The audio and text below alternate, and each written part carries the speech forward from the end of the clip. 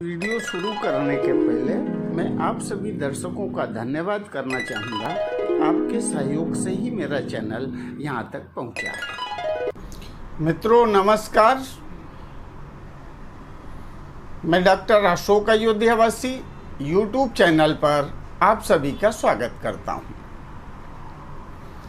आज एक नए वीडियो के साथ मैं आपके सामने फिर से उपस्थित हूँ और आज मैं चर्चा करूंगा यूरिक एसिड के। यूरिक एसिड क्यों होता है, यूरिक एसिड के लक्षण क्या हैं और यूरिक एसिड का ट्रीटमेंट क्या है आयुर्वेद में, और क्या क्या सावधानी रखनी चाहिए कि यूरिक एसिड ना बढ़े। इन सभी विषयों पर आज मैं चर्चा करने वाला हूँ। यूरिक एसिड हमारे पेट में ही बनता है और यह हमारी पाचन प्रणाली का एक हिस्सा है। खाने को पचाने के लिए बहुत सारे एसिड पेट में बनते हैं, जिसमें एक एसिड यह भी है, और अपना काम करने के बाद में यह एसिड किडनी द्वारा फिल्टर होकर के शरीर से बाहर निकल जाता है। अब किसी कारण से यूरिक एसिड आवश्यकता से ज़्यादा बन रहा है या फिर हमारे शरीर से बाहर नहीं जा पा रहा है, तो उसको हम यूरिक एसिड बढ़ना ऐसा बोल सकते हैं। वैसे तो किसी को पता नहीं होता कि यूरिक एसिड बढ़ा है कि घटा है, किंतु जब मरीज दर्द की शिकायत करता है या फिर जॉइंट में गांठें आ जाती हैं, जॉइंट में सूजन आ जाती है, उस दशा में रोगी चिकित्सक के पास जाता है और चिकित्सक जांच करवाते हैं कि कारण क्या है। तो जांच में पता चलता है कि यूरिक एसिड बढ़ा हुआ है। यूरिक एसिड जांच के लिए खून की जांच करवाते हैं चिकित्सक, और उसकी एक निश्चित मात्रा है 3.5 मिलीग्राम से 7 मिलीग्राम तक। अगर उससे ज़्यादा है तो चिकित्सक उसकी व्यवस्था करते हैं उसको ठीक करने की।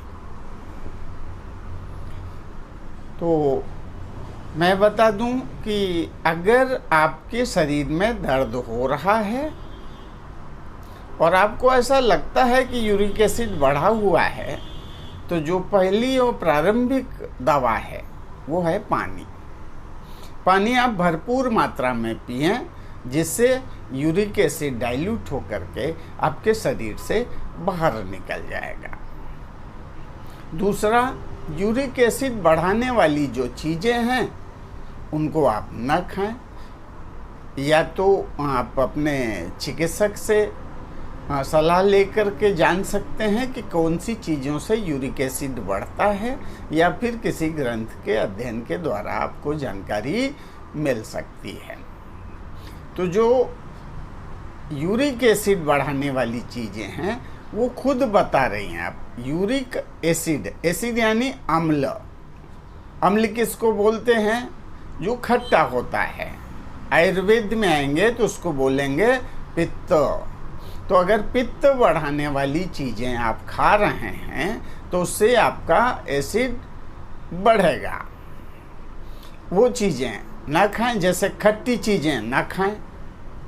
फिर यह पाचन क्रिया के अंतर्गत बनता है, तो आप गरिष्ठ भोजन न करें, सुपाच्य भोजन करें, उससे भी बनना बंद हो जाएगा। तो दो चीज़ें याद रखें कि खट्टी चीज़ें और पित्त बढ़ाने वाली चीज़ें, गरिष्ठ भोजन जैसे बैगन या फिर और मसालेदार चीज़ें हैं, उसका प्रयोग न करें। जितना सुपाच्य भोजन करेंगे उतना अच्छा रहेगा और यूरिक एसिड आपके पेट में नहीं बनेगा। अब कुछ घरेलू उपायों की चर्चा कर लेते हैं। तो अगर आप ऐसी चीज़ों का सेवन करते हैं जो अल्कलाइन है, क्षारीय हैं, तो अल्कलाइन चीज़ों के सेवन से यूरिक एसिड घटेगा, या किसी भी प्रकार का जो एसिड है या पित्त की जो समस्या है वो ख़त्म हो जाएगी। तो घरेलू चीज़ों में क्या ले सकते हैं? सबसे बढ़िया है लौकी का रस। आप लौकी के रस में जीरा वगैरह मिला भी सकते हैं, नहीं भी मिला सकते, ये आपकी इच्छा पर निर्भर करता है। पर मैं कहूँगा कि 100 से 125 ml यानी 1 कप लौकी का जूस सुबह सुबह खाली पेट पिएं। ये यूरिक एसिड के लिए बहुत अच्छा है। जॉइंट में पेन है, गठिया है, सूजन हो गया है, जॉइंट कोई भी हो सकता है, केवल घुटने का ही नहीं, कोई भी जॉइंट। आप देखें एंकल का जो जॉइंट होता है, एल्बो जॉइंट होता है, कंधे के पास में जॉइंट होता है, किसी भी जॉइंट में सूजन है, दर्द है और डॉक्टर ने आपको बताया है कि यह यूरिक एसिड के कारण से है या आर्थराइटिस है, गाउट है, तो आप लौकी के जूस का सेवन करें सुबह सुबह, उससे आपको पूरी तरह से राहत मिल जाएगी। उसके बाद आप जीरे का सेवन कर सकते हैं। जीरा बहुत अच्छी चीज़ है, तो जीरा आधा चम्मच पानी में मिला करके पिएं, इससे भी यूरिक एसिड कम हो जाएगा। विंटर सीजन में ही इसकी शिकायत ज़्यादा मिलती है और इसी सीजन में तिल और गुड़ से बने हुए व्यंजन मिलते हैं। कहीं तिलकुट मिलता है, कहीं गजक मिलता है, और मकर संक्रांति के समय तिल के लड्डू तो हर घर में बनाए ही जाते हैं। तो शायद हमारे ऋषियों मनीषियों ने ये सोच करके ऐसे मौसम में इस प्रकार की खाने की चीज़ें रखी हैं। वो जानते होंगे कि शायद यूरिक एसिड बढ़ने से दर्द बढ़ता है, गांठें बन जाती हैं जॉइंट में, जिससे कि असहनीय पीड़ा होती है, तो ये खाने से व्यक्ति ठीक रहेगा। तो उन्होंने त्योहारों के मौसम में इसको जोड़ दिया है। तो आप तिल गुड़ का सेवन कर सकते हैं, इससे भी आप बच सकते हैं। मेरे चैनल पर एक वीडियो है अल्कलाइन फूड, तो अल्कलाइन फूड बेनिफिट जो वीडियो इस टाइटल से है, उसमें मैंने अल्कलाइन वाटर बनाने की विधि बताई हुई है और यह बहुत आसान है। 1 लीटर पानी में 1 चम्मच यानी 10 ग्राम भीगा हुआ चूना मिला करके वहाँ रख दें 24 घंटे के लिए। 24 घंटे बाद जो ऊपर का पानी है उसको निथार लें, छाने नहीं।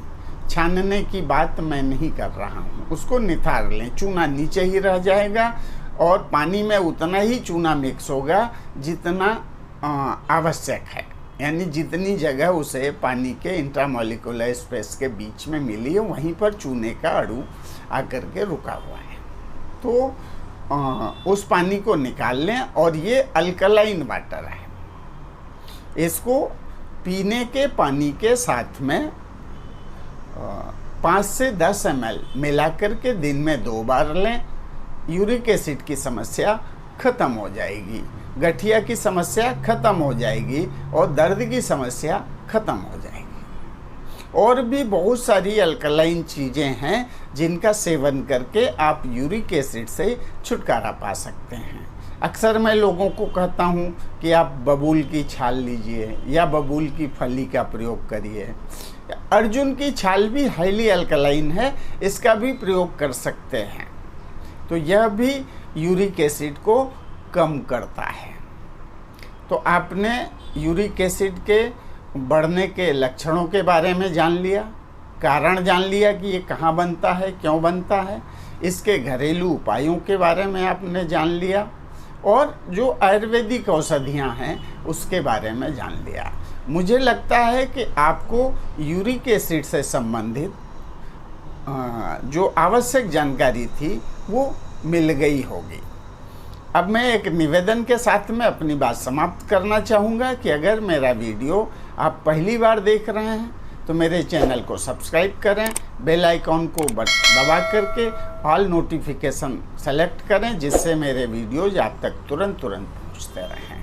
आपको वीडियो अच्छा लगा तो कमेंट अवश्य करें, क्योंकि आपका कमेंट मुझे अगली अच्छी वीडियो बनाने की प्रेरणा देता है। जय धन्वंतरी, जय आयुर्वेद।